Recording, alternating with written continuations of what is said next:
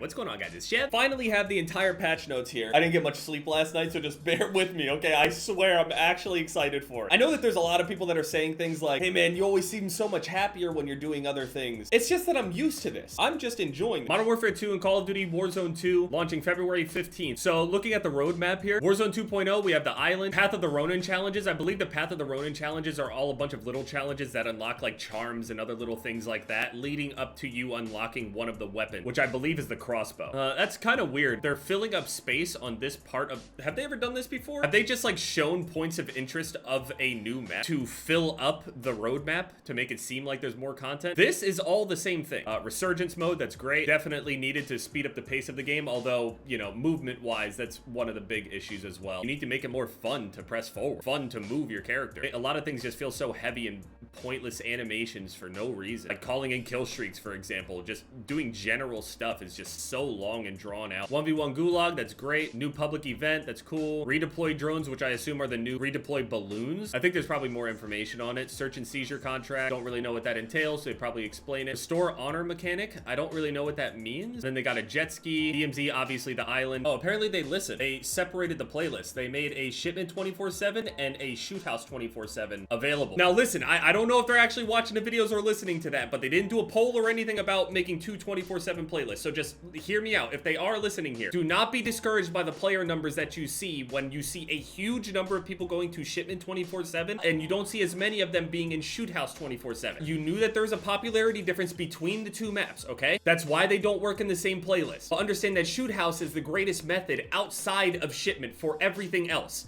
So it needs to be a staple as well. Same way that shipment needs to be a staple, shoot house needs to be a staple. And they both need to be able to shine in their own ways. Keep them up. The thing that I'm expecting though, to be honest with you, is it's gonna last for, you know, 1 week. This whole like double 24/7 playlist, it'll last 1 week. They're gonna have to get us to try to play the new maps. So they'll probably add like a new playlist that's like Dome 24/7 or Dome and Museum 24/7. I have a feeling that, you know, shipment and shoot house playlists aren't gonna last. But that is the most healthy way that you guys can, you know, put it out there. You're not going to get complaints from people. You're not going to have people screaming about anything. Everyone wins. New missions, new boss, new faction, new weapons case. Seems like DMZ players are enjoying themselves. So Modern Warfare 2 multiplayer, this is what we look for. Ranked play, it's always kind of a pseudo ranked play, but it's hard to take a ranked play seriously when you know that everybody will just kind of abandon it in a year anyway to go on and play the next game regardless of how good or bad it is. And it's usually bad, but even if they do hit the nail on the head eventually, how would they know when everybody just leaves a year later anyway? A new raid episode is coming,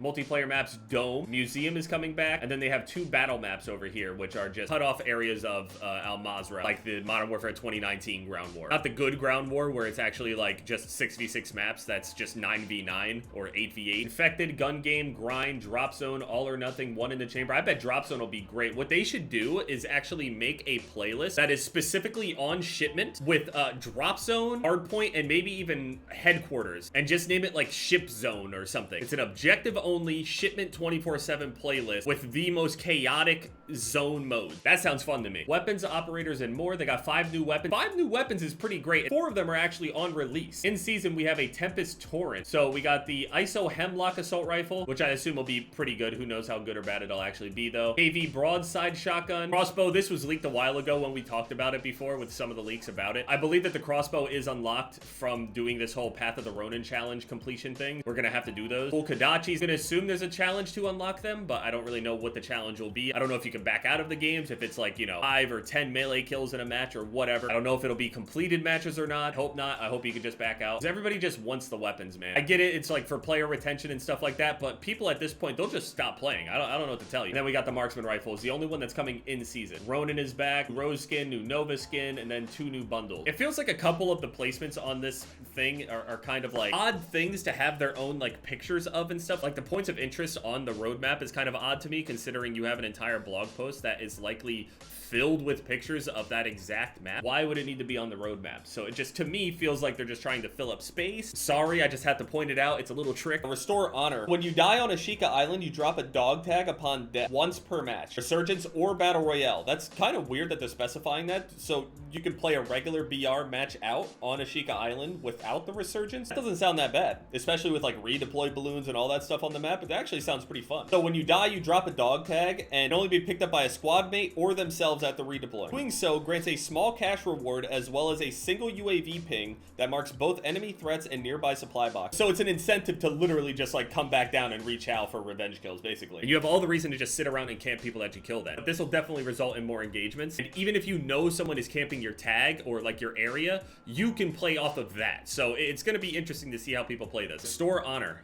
That's pretty cool, actually. It might just be a season 2 thing, and it might be permanent if people like it. Contract, don't really care. Redeploy drones. These are the new redeploy balloons. It looks like we can't deploy them ourselves. It looks like they're already in locations on the map. They also can be destroyed by a launcher. You can't repair them, but they can actually be replaced after a certain amount of time after they were destroyed. Drones become inactive as the circle closes, but other ones activate in smaller circles until the circle is too small. I highly doubt people are going to be walking around with a bunch of launchers just specifically to stop people from using those. I'm still probably going to call it a balloon, but whatever. I bet atmospherically, like, this map is great on DMZ. Points of interest on Al Mazrah got updated. We'll see how that changes everything. Multiplayer overview. Okay, here we go. So you actually have like a ranked skin on this game. As you fight to increase your SR, you'll climb through the set of ranked play ranks 1 through 50. Does not reset each season. So it goes from bronze to iridescent at the top, all the way to the top 250. Each skill division has a skin from gold and above. So this is iridescent. This is like the final one. Iridescent is cool and all, but like the skin itself and design is whatever, I guess. Dome is back. It is a little bit different from like the typical dome, if it's the way that it is on Al Mazrah anyway. Like you can't shoot through this and other things like that. But Zaya Observatory, again, this is a ground war map, just a cutoff spot on Al Mazrah.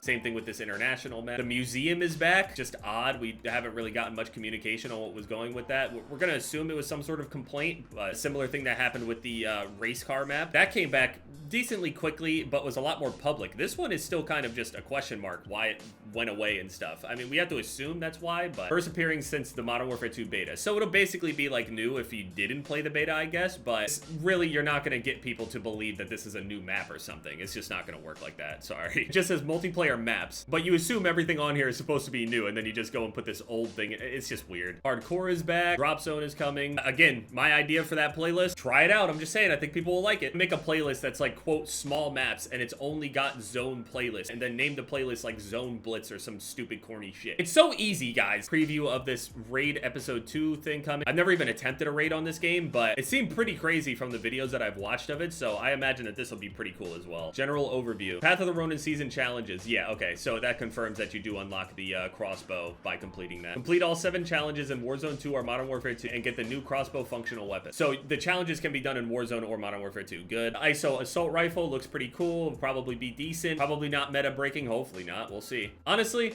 why not? Make it incredibly powerful. Break one of them. You guys got to stir up something. Cast off platform. Yeah, I figured. So the broadside shotgun from the cast off platform. Dual Kodachis. I'm going to assume there's a challenge for these. 3 kills or 5 kills or 10 kills or something like that in a match. Hopefully it's not completed matches. Hopefully they'll let us just back out. That would be great. The issue is for that kind of challenge, it's likely that the shipment playlist will be gone, and then they're going to have us trying to do that challenge on like Dome 24/7. Picture of the crossbow. Sony combat pack. That looks pretty cool. Prestige. Level up to rank 500. Okay, rank 500. I mean, I would rather 1,000, but 500, fine. Put the double XP tokens to use. Finally, yeah, because XP hasn't been useful to virtually anyone for so long. General reply to Infinity Ward or Raven tweeting out that there's double XP live is so funny sometimes. They're just like looking at you like you're stupid. Like, why is it not weapon XP, first of all? Prestige 6, unlocked at level 300. Prestige 7, 350. Prestige 8, 400. Prestige 9, 450. Prestige 10 is 500. This is maximum level that can be achieved in season 2. You get a new icon at every new prestige, like usual. You get a new set of challenges whenever you complete that. So you got prestige challenges as well. This is good stuff. This adds more stuff in the multiplayer that's definitely needed. So I actually like this a lot. Combat record leaderboard update. Warzone 2.0 combat records will come online as part of season 2. Okay, so they were just not counting that entire time, I guess. The statistics present in Warzone 2 combat record will only be from the activation date forward and will not include statistics from season 1 or season 0. Furthermore, leaderboards for Modern Warfare 2 multiplayer will be online as part of Season 2. So does this mean that multiplayer's stats have been counting, though?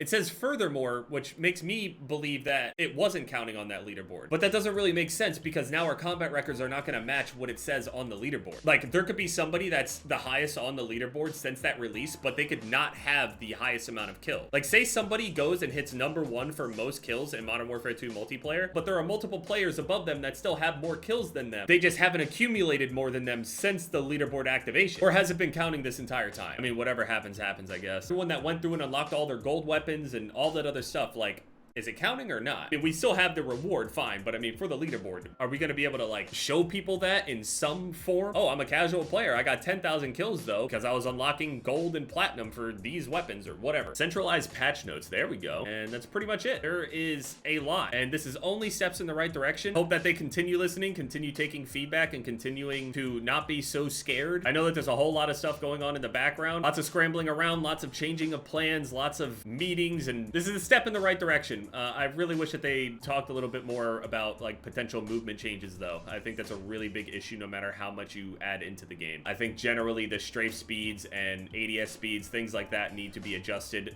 Maybe even remove or reduce that penalty for jumping and ADSing at the same time. I think that needs to be removed entirely in my opinion. That's one of the first immediate things that you notice in the snappiness between the games. It leaves a bad feeling on the player by doing it that way. I'm sure that there's some people out there that'll say and vouch that they like the quote realistic drunken feel, but that's not the majority of the player base. I can say that pretty comfortably. But yeah, the patch will be out in a week. Good luck.